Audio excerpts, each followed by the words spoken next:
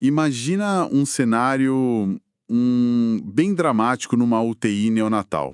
Um recém-nascido entra num quadro de encefalopatia aguda, assim, totalmente inexplicável. Sim, é uma situação desesperadora para a equipe. Com certeza. A amônia está nas alturas, o cérebro parece estar colapsando rápido e a única pista ali no exame físico é um odor muito peculiar, tipo semelhante a pés suados mesmo. Aham, o clássico cheiro de chulé, né? Exato. Então, a nossa exploração de hoje mergulha exatamente nesse maquinário celular para entender o que causa esse colapso. O objetivo é desvendar essa sabotagem molecular por trás das acidúrias orgânicas, ou acidemias. E essa abordagem é essencial, especialmente para quem atua na neuropediatria. Porque, assim, quando a gente analisa os erros inatos do metabolismo, é muito fácil a atenção se perder numa verdadeira sopa de letrinhas. Nossa, sim, é muita enzima para decorar. Pois é, fica tudo focado em nomes de enzimas e metabólitos, e a fisiopatologia real acaba ficando em segundo plano. Mas compreender como essas rotas funcionam e principalmente como elas falham permite um raciocínio muito mais afiado. Com certeza. Especialmente diante de um atraso de desenvolvimento de origem indeterminada ou uma crise aguda, né? E tempo, nesses cenários, significa literalmente salvar tecido cerebral. Exatamente. Tempo é cérebro. Certo. Então vamos destrinchar isso aqui. O que, na essência da biologia ali, define uma acidúria orgânica? Tem um defeito de base que conecta todas elas? O denominador comum é que estamos lidando com distúrbios do metabolismo intermediário. Fundamentalmente, existe uma falha, geralmente genética, em enzimas bem específicas que são responsáveis por quebrar certos compostos. Tá, e quando essa via de degradação é interrompida? Aí o corpo começa a acumular ácidos carboxílicos, que são os famosos ácidos orgânicos. A questão central é que esses compostos em altas concentrações são extremamente tóxicos para o ambiente intracelular. Entendi. Então, o problema não é a falta de uma substância que a enzima deveria produzir, mas sim o acúmulo de lixo tóxico celular que não consegue ser processado, certo? Perfeito, é exatamente isso. É um problema de acúmulo. E de onde vêm esses compostos originais que o corpo está tentando desesperadamente quebrar? Olha, a grande maioria vem do catabolismo de proteínas, mais especificamente dos aminoácidos de cadeia ramificada. Estamos falando da leucina, da isoleucina e da valina. Os famosos BCAAs. Eles mesmos. Quando a maquinaria de degradação desses aminoácidos falha, o processo inteiro trava. A literatura foca muito na assinatura molecular na urina, identificável por espectroscopia de massa, mas o estrago real acontece dentro da célula. E aquele exemplo da UTI, do odor de pés suados. Ah, esse é o exemplo clássico da acidemia isovalérica, a IVA. Mas vem cá, se o bloqueio afeta o cérebro todo, por que o defeito parece ser tão específico? Qual é a peça que está faltando nessa via da IVA? Na IVA, a peça defeituosa é uma enzima chamada isovaleril-CoA desidrogenase, a IVD. A peculiaridade dela é que ela trabalha numa via de mão única, sabe? Atuando exclusivamente na degradação de um único aminoácido, que é a leucina. Entendi. Uma enzima super especializada, então. Exato. E sem a atividade da IVD, o isovaleril-CoA se acumula de forma maciça. O corpo tenta se livrar disso, convertendo o excesso em ácido isovalérico e isovaleril-glicina. Ah, e é daí que vem o odor, né? Isso. Aquele odor clássico durante as crises vem justamente dessa alta concentração de isovaleriato sendo exalado pelos fluidos corporais. O marcador clássico no sangue, para quem está acompanhando, seria a elevação da C5, a isovaleril-carnitina. Caramba! A IV parece ser um defeito muito isolado, focado ali só na leucina, mas o que acontece quando o bloqueio atinge uma via que processa várias coisas ao mesmo tempo? O estrago deve ser bem diferente. Nossa, a dinâmica muda completamente. É aí que entra a via do propionato, que é o cenário da acidemia propiônica, a famosa PA. A enzima deficiente aqui é a propionil-CoA carboxilase, a PCC. E ela recebe mais fluxo que a outra, né? Muito mais. Diferente da via da leucina, que é quase uma rua sem saída, a enzima PCC atua como um grande funil metabólico. Ela é o ponto de convergência obrigatório para isoleucina, valina, metionina e treonina. 4 aminoácidos de uma vez só. E não para por aí. O colesterol e os ácidos graxos de cadeia ímpar também precisam passar por essa mesma enzima para serem processados. Pensando de forma visual, é tipo ter várias rodovias expressas de múltiplas faixas convergindo para um único túnel estreito. Uma ótima analogia, é bem por aí. E aí, se a enzima PCC é esse túnel e de repente sofre um bloqueio total, o trânsito não vai apenas parar, né? A pressão vai aumentar tanto que esses carros, os metabólitos, vão transbordar para umas vias secundárias minúsculas. Sim, criando um verdadeiro caos em áreas que não foram feitas para suportar esse fluxo todo. E essa sua visualização descreve perfeitamente o fenômeno fisiológico do desvio metabólico. O famoso transbordamento. Exato. O acúmulo dramático de propionil-CoA transborda e força o surgimento de subprodutos bizarros. É por isso que no laboratório a gente detecta compostos como o metilcitrato e a tiglioglicina, além da elevação da C3. C3, que é a propionilcarnitina, certo? E tipo, existe um passo enzimático logo depois desse funil, não tem? A acidemia metilmalônica, a MMA, geralmente é discutida junto com a APA. Sim, andam lado a lado na literatura porque a MMA representa uma falha no pedágio imediatamente seguinte dessa mesma rodovia. Em uma situação normal, o próprio propionil-CoA seria processado pela PCC e convertido em metilmalonil-CoA. Tá, e aí o próximo passo? O passo seguinte exige a enzima metilmalonil-CoA mutase, a MUT. Ela transforma esse composto em succinil-CoA para entrar no ciclo de Krebs. Na MMA, é essa enzima MUT que falha. O que gera um acúmulo de ácido metilmalônico, imagino. Um acúmulo colossal e, retrospectivamente, acumula também aquele mesmo propionil-CoA da etapa anterior. Ambas elevam a C3 no plasma na triagem neonatal, o que levanta uma questão clínica importante para quem nos escuta. Se as duas engarrafam a mesma via e elevam a mesma acilcarnitina, como é que o clínico diferencia rápido o que está acontecendo? A diferenciação inicial é realmente um desafio. A resposta recai sobre a presença ou ausência do ácido metilmalônico na urina mesmo, que só vai aparecer na deficiência da MUT na MMA. Certo, mapeamos bem o trânsito. Temos o engarrafamento e o vazamento de metabólitos. Mas aqui está o ponto que precisa de uma explicação mais profunda. Como exatamente esse acúmulo derrete o cérebro tão rápido? O que é fascinante aqui é que o impacto central acontece no coração energético da célula, lá na mitocôndria. Tem um mecanismo patológico devastador conhecido pelo acrônimo CASTOR. E o que significa CASTOR? Significa sequestro, toxicidade ou redistribuição da coenzima A. A coenzima A, ou CoA livre, é uma molécula transportadora absolutamente vital para gerar energia. Então, a CoA livre é tipo a frota de caminhões de entrega da célula. Sem ela, a matéria-prima não chega nas fábricas de energia. Perfeita analogia. E o que acontece nessas acidemias é um acúmulo formidável de ésteres de CoA. Esses compostos tóxicos se ligam a toda a CoA disponível na mitocôndria. Ah, então eles sequestram os caminhões. A frota inteira. A célula fica abarrotada de ésteres de CoA inúteis, mas completamente depletada de CoA livre. Caramba! E sem a CoA livre, o ciclo de Krebs para de rodar, né? Porque ele depende desses transportadores. É um apagão bioenergético total. Sim, o colapso é em múltiplas frentes. A via do propionato deveria produzir succinil-CoA, que é vital para o ciclo de Krebs. Sem ele, a célula sofre uma falha anaplerótica. Que é perder a capacidade de repor os próprios combustíveis do ciclo. Isso.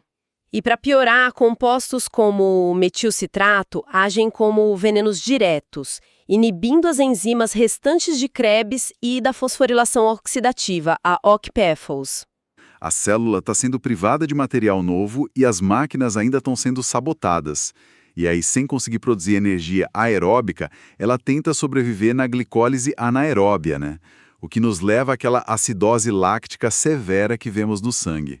Exatamente. A causa real da encefalopatia é essa disfunção mitocondrial secundária.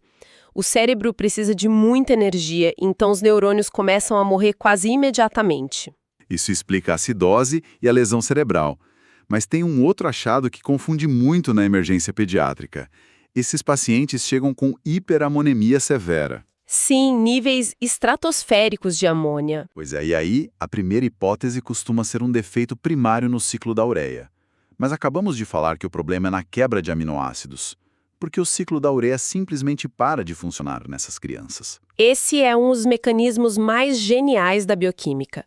O ciclo da ureia tem uma chave de ignição, sabe? A primeira enzima do ciclo, a CPS1, precisa de um ativador chamado N-acetilglutamato, o NAG. Tá, e quem fabrica esse NAG? Uma enzima específica chamada NAG-S. E o que os metabólitos tóxicos das aciduras fazem? Eles bloqueiam essa fechadura de forma muito potente. Mentira! Eles inibem a NAG-S? Inibem. Sem a NAG-S funcionando, não tem NAG. Sem o NAG, a primeira enzima do ciclo da ureia nunca liga. A genética do ciclo do paciente está perfeita, mas fica bioquimicamente paralisada. É um efeito dominó absurdo. Um engarrafamento desliga o ciclo da ureia por tabela e inunda o cérebro de amônia. Mas, mudando um pouco de órgão, as fontes mencionam diferenças profundas no dano crônico, né? Sim, fenotipicamente tem grandes diferenças. A propiônica e a metilmalônica dividem a mesma via. Causam o castor, causam hiperamonemia, mas a literatura aponta a MMA como a grande vilã de lesões renais crônicas, enquanto a PA afeta muito mais o coração, causando cardiomiopatia. Por quê? A resposta está no comportamento localizado de cada metabólito. Na MMA, o ácido metilmalônico em si tem uma interação bem maliciosa nos túbulos proximais dos rins. O que ele faz lá? As células renais usam um transportador de ácidos dicarboxílicos para importar glutationa para dentro das mitocôndrias. E a glutationa é o antioxidante mais importante para neutralizar radicais livres, certo? Certo. E o ácido metilmalônico interfere nisso. Ele compete por esse mesmo transportador, o ácido entra, a glutationa fica de fora. A mitocôndria renal continua trabalhando e gerando estresse oxidativo, mas agora sem nenhuma glutationa para neutralizar. Nossa, gera uma explosão de radicais livres ali dentro. Uma explosão. E isso causa uma nefrite tubulo-intersticial progressiva, uma destruição renal crônica. Na PGPA, isso não ocorre porque ela não produz o ácido metilmalônico para bloquear esse transportador. Entendi. A toxicidade é super compartimentalizada. Mas olha, aqui é onde a coisa fica realmente interessante. Pensando na enzima como um motor quebrado, a literatura nos leva a uma outra camada. O papel dos cofatores. Exatamente. Porque nem sempre o motor veio com defeito de fábrica, né? Às vezes só está faltando a vela de ignição para dar a partida. Como os cofatores moleculares ditam a gravidade disso tudo? É crucial mapear essas dependências. Essas enzimas complexas, como a PCC e a MUT, não trabalham sozinhas. Elas precisam de vitaminas específicas. A propionil-CoA carboxilase, por exemplo, é estritamente dependente da biotina, Que é a vitamina B7. Quer dizer que o paciente pode nascer com o gene da enzima PCC perfeito, a proteína é montada certinho, mas se tiver um defeito no metabolismo da biotina, A enzima vira um peso morto estrutural. deficiências em enzimas que lidam com a biotina, tipo a deficiência de biotinidase ou holocarboxilase sintetase, criam um quadro idêntico à acidemia propiônica clássica. O paciente acumula tudo igual. Tudo igual. A diferença é que a causa não está na estrutura da via, mas na falta de armar a enzima com o cofator. E para o passo seguinte, a enzima MUT da acidemia metilmalônica, qual é a vela de ignição dela? A MUT depende da vitamina B12, a cobalamina. Mais especificamente, a adenosilcobalamina. O metabolismo da B12 é governado por múltiplos genes chamados de grupos CBL, sabe? E mutações nesses genes geram quadros severos de MMA, imagino, mesmo com o gene principal da MUT intacto. Sim. E tem um complicador. Quando a falha ocorre nas etapas iniciais do processamento da cobalamina, tipo os grupos CBL-C e CBL-D, eles falham em produzir duas formas ativas da vitamina. Ah, então trava mais de uma via. trava a via da MUT e não produz metilcobalamina, que é o cofator da metionina sintase. O resultado é um duplo bloqueio metabólico. Que gera MMA combinada com homocistinúria grave, né? Um desastre. O paciente sofre com a toxicidade da MMA e também com os danos vasculares severos do acúmulo de homocisteína. Mas isso também abre uma porta terapêutica gigante. Se o problema for a entrega da vitamina, a gente tem como tratar de forma mais direta do que só restringir proteína, não é? Com certeza, isso muda o manejo clínico. Alguns defeitos de cobalamina respondem muito bem a doses farmacológicas. Injeta-se hidroxocobalamina em quantidades massivas para forçar a vitamina a ultrapassar as barreiras. E a primeira enzima que a gente discutiu, aquela via exclusiva da leucina, a IVD, ela também depende de cofator. Sim, ela é uma flavoenzima, então depende do FAD, derivado da riboflavina, e ela precisa descarregar elétrons num complexo chamado ETF. E se tiver defeito nesse complexo ETF? Surge a deficiência múltipla de acil-CoA desidrogenases, AMAD, ou acidura glutárica tipo 2. Como o IVD trava junto, o paciente também exala aquele odor de pés suados da IVA clássica. Tudo interligado pelas cascatas de energia. Mas me tira uma dúvida. Uma coisa é forçar o motor com vitaminas, outra é lidar com o lixo que já causou o efeito Castor. Como a medicina moderna limpa essa bagunça intracelular? A estratégia se baseia na conjugação. A ideia é transformar um ácido tóxico preso na célula num composto solúvel em água para o rim conseguir filtrar. Na IVA, a gente usa doses altíssimas do aminoácido glicina. Espera aí, dá mais aminoácido para um paciente que não consegue quebrar aminoácido não dá ruim? Parece contraintuitivo, né? Mas não, porque a enzima de conjugação tem uma afinidade química altíssima pelo isovaleril-CoA acumulado. Elas se abraçam e formam isovaleril-glicina, que é excretada na urina e não sequestra a CoA. Um resgate perfeito para o lixo e para a propiônica e metilmalônica, que são mais pesadas. Para essas, o resgate é como a L-carnitina. Além de repor a deficiência secundária, a carnitina age como detergente, sabe? Ela se liga avidamente ao propionil-CoA e forma propionil-carnitina. Entendi. E ao formar isso para ser urinado, o que acontece com a coenzima A vital que estava presa à molécula tóxica? Ela é libertada.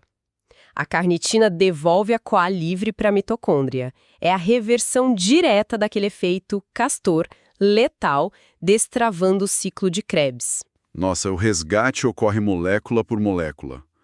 Bom, revendo o terreno que a gente mapeou hoje, começamos nas rodovias do catabolismo de aminoácidos de cadeia ramificada, vimos o impacto destrutivo do sequestro de CoA e o efeito Castor, além do desligamento do ciclo da ureia que causa hiperamonemia lá na UTI.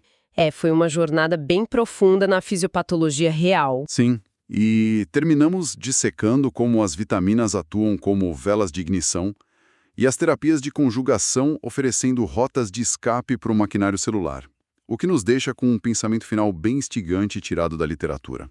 E qual seria? Nós vimos que a toxicidade dos metabólitos, como na acidemia metilmalônica, causa disfunção mitocondrial secundária e depressão de glutationa, resultando num estresse oxidativo localizado absurdo.